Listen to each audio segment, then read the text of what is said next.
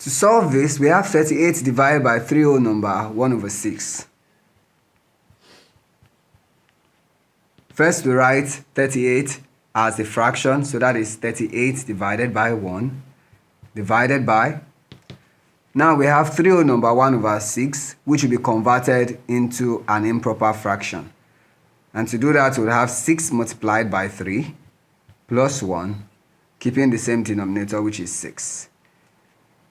This remains 38 over 1 divided by. Now to this side, we have 6 multiplied by 3, which gives us 18.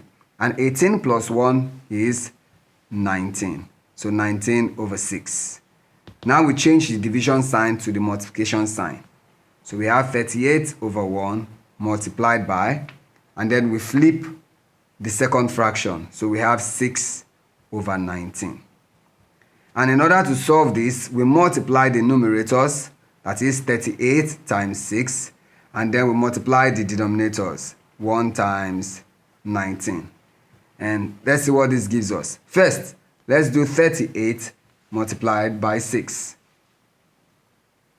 Now, 6 multiplied by 8 will give us 48.